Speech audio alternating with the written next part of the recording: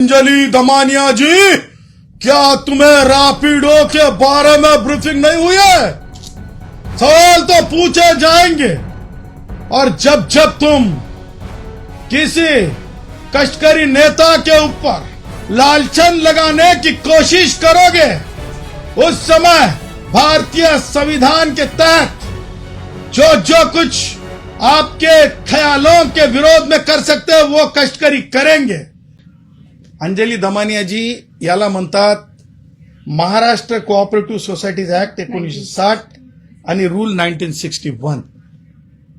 ह्याचा अभ्यास आहे का तुम्हाला? हे पहा, पत्रकार परिषदा घेऊन सोशल मीडियावरली आणि त्यांनी स्वतःच सांगितलं की चॅट जीपीटीची माहिती घेऊन माणूस परिपूर्ण होत नसतंय, म्हणून आमच्या माननीय न्यायालयांनी देखील चॅट जीपीटीवर तयार केलेले पिटिशन्सचं काय गांभीर्य असतंय हे जरा वाचून घ्या तुम्ही। त्याच्यामुळं चॅट जीपीटीचं समाजकार्य हे किती मानवतेच्या लायकीचं आहे, किती मानवतेच्या लायकीचं हे लक्षात ठेवलं पाहिजे आणि हे इतरांचा अपमानजनक ठरू नये याची काळजी तर स्वतःला आपण सामाजिक कार्यकर्ता म्हणून घेता हे आपण जाण आणि भान ठेवलं पाहिजे। मला तुम्हाला त्यांना सांगायचंय, कधी हे पुस्तक वाचलंय का आपण संविधानाचं? याला भारतीय संविधानाचं पुस्तक म्हणतात। हे वाचायचं नाही, ह्याच्यातल्या तरतुदी वाचायच्या नाही।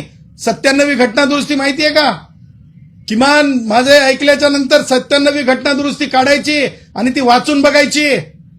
वाचल्यानंतर कळते, वाचाल तर वाचाल, वाचाल तर वाचाल, वाचाल तर वाचाल, नाहीतर फजिती होऊन घेसाल, नाहीतर फजिती होऊन घेसाल, नाहीतर फजिती होऊन घेसाल, जशी आज तुमची फजिती होतीये।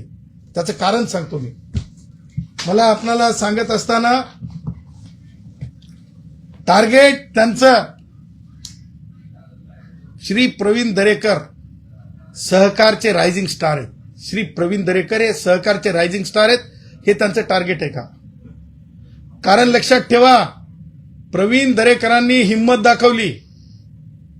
ओला, उबेर आणि रॅपिडो हे जे आहेत ना, रॅपिडो बाईकला तर हेच नाहीये, परवानगीच नाहीये, पण ती चालते। हे बोलायचं सुधरत नाही का? ही तक्रार करायचं कळत नाही का? किती ब्रीफिंग आली नाही? अंजलि दमानिया जी, अंजलि दमानिया जी, क्या तुम्हें रैपिडो के बारे में ब्रीफिंग नहीं हुई है?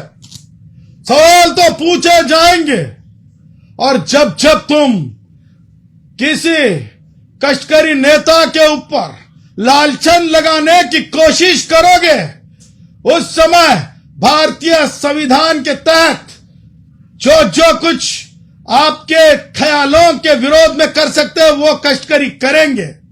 क्योंकि संविधान के दायरे में बोलना सीखिए, कानून के दायरे में बोलना सीखिए। एक बार अगर कानून का दायरा कश्तकारियों के रोजी रोटी के खिलाफ या कश्तकारी नेता प्रवीण दरेकर जी के जिस तरह से उनकी छवि है, उनको बिगाड़ के, उनको बाजू हटा के उबेर, ओला, रैपिडो कि अगर शक्ति बुलंद करना चाहते हैं, यह वो उनके लिए मलाई की बात होंगी, कष्टकारियों के लिए पसीने की बात है। कष्टकारी कानून ना तो ओला को छोड़ेगा, ना उबेर को छोड़ेगा, ना तो रैपिडो को छोड़ेगा, ना तो प्रताप सरनाइक को छोड़ेगा।